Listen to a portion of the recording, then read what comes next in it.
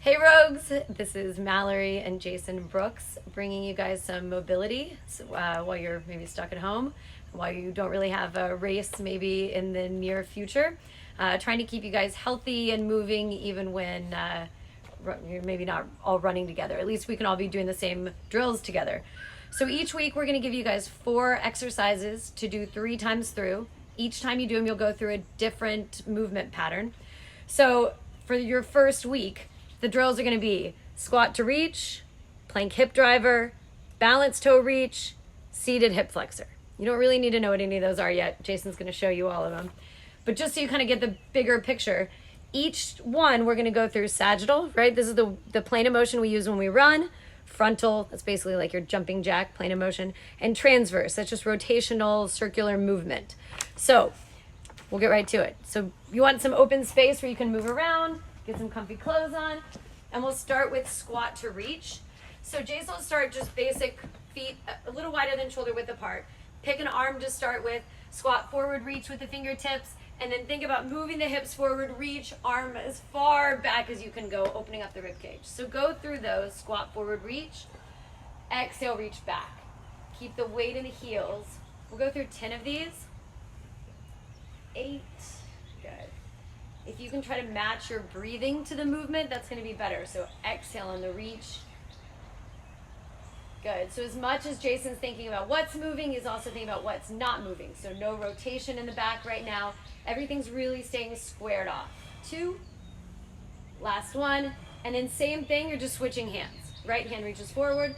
So now there's a little different reach at the bottom of the squat. A little bigger stretch in that right side as the shoulder goes back. 8, still doing 10 on this side. 7, good. 6, weights in the heels, he's driving the hips back.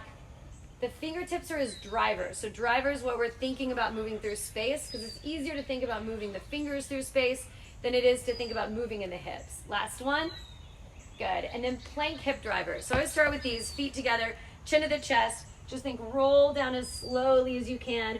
Walk the hands slowly out to a plank.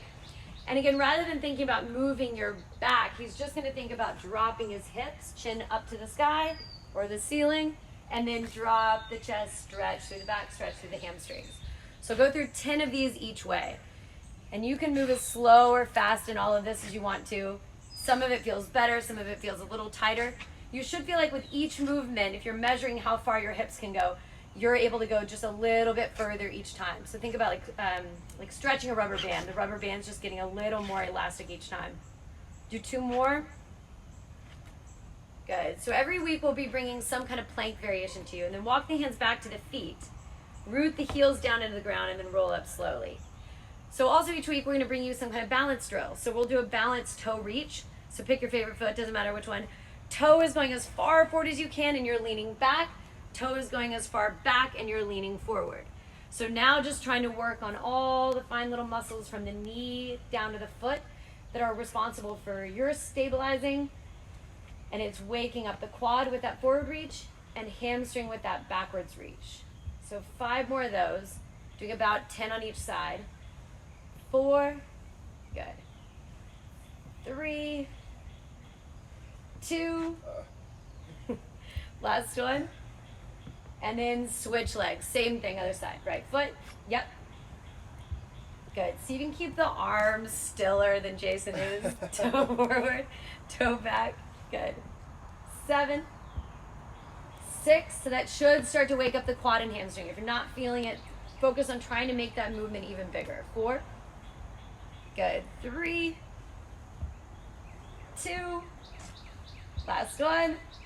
Good. And then sit down. He's going to hate me because the patio's wet, but sit down, both legs extended, pull one knee into the chest, yep, and use that to basically drive the sternum forward and pull the shoulders back. It's almost like he has a pole coming out of the top of his head and he's trying to just straighten straight up.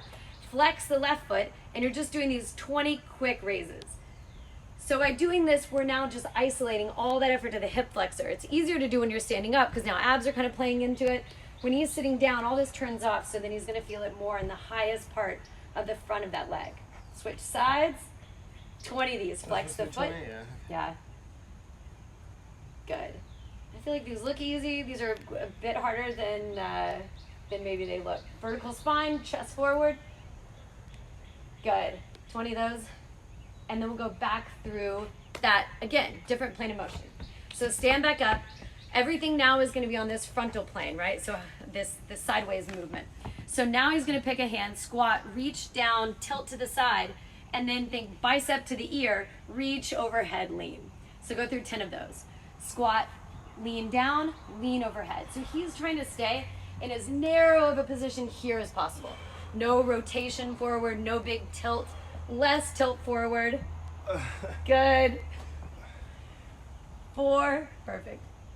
3, so this is like opening all of this up when he leans, and it's opening up the left hip when he's leaning down. Last one. Same thing other side.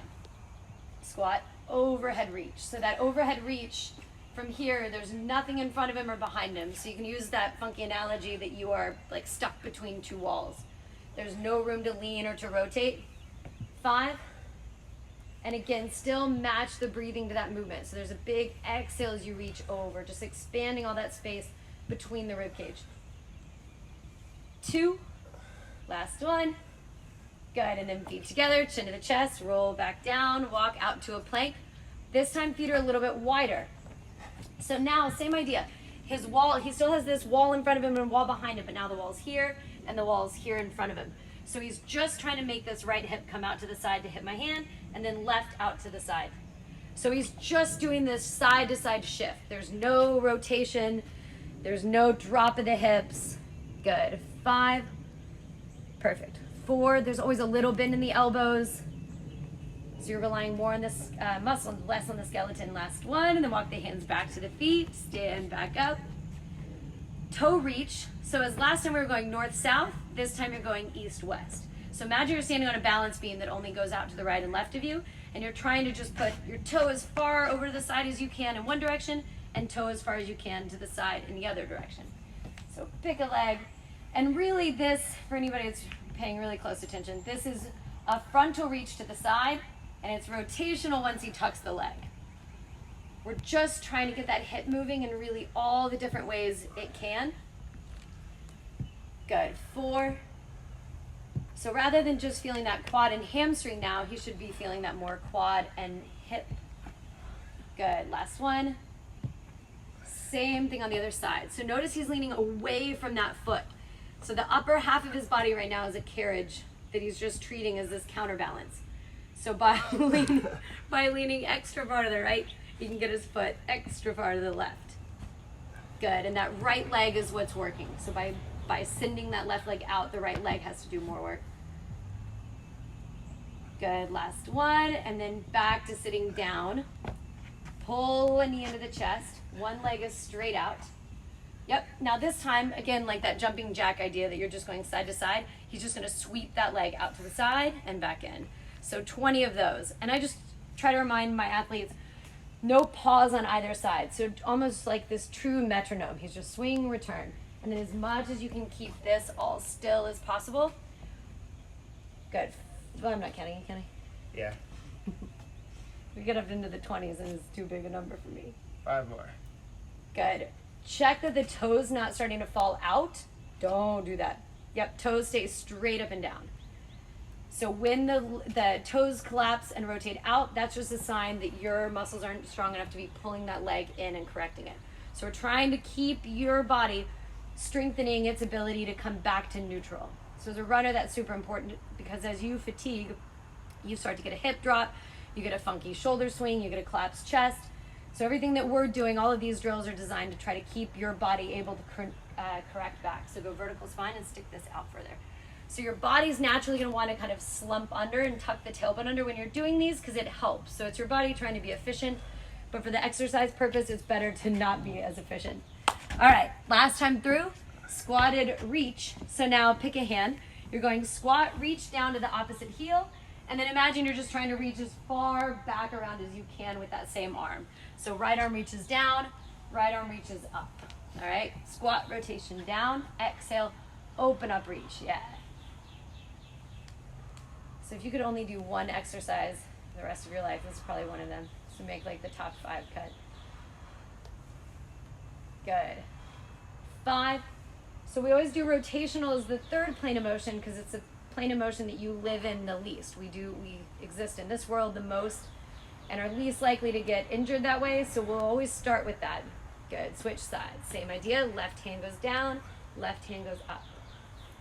So we'll always move through the sagittal plane first, frontal plane second, transverse plane third.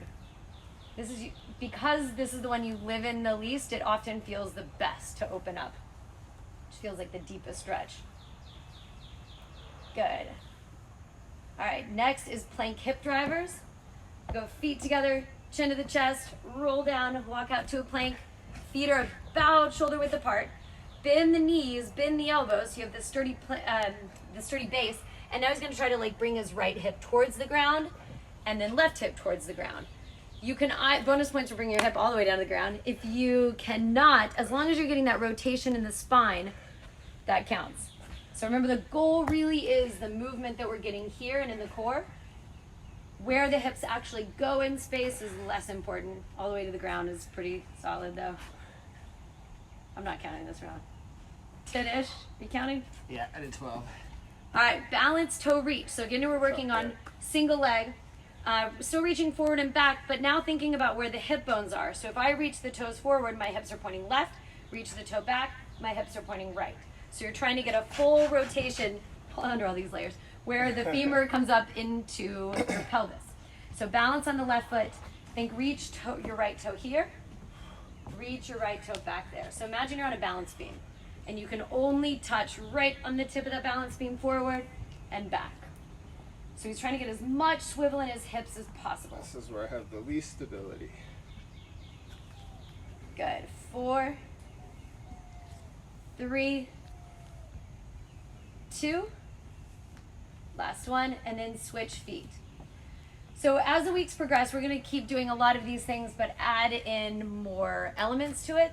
I like to do a lot of vision stuff. We can make him hold one weight out to the side and start to kind of throw off his core. So we'll keep coming back to a lot of these and just make them a little bit harder each week.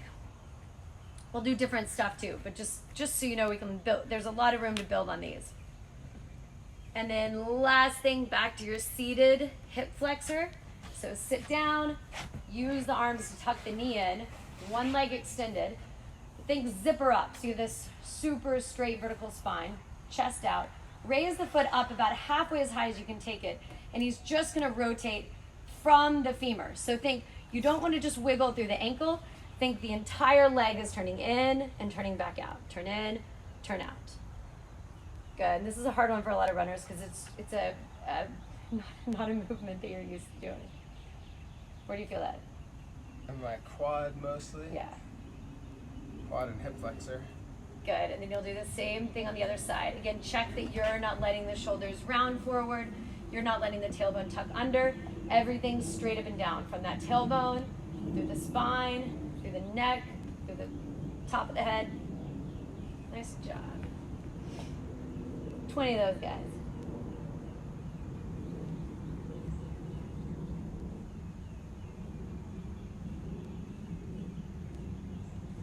All right. I'm ready for my long run. Let's do it. That's it for this week. We'll keep giving you guys more as the weeks go on. If you have any questions about any of the stuff we're doing, we have some extra free time on our hands at home. So send us questions, ask us to do something again, tell us if you didn't like something, however it works. Be good to each other. Yeah. Thanks.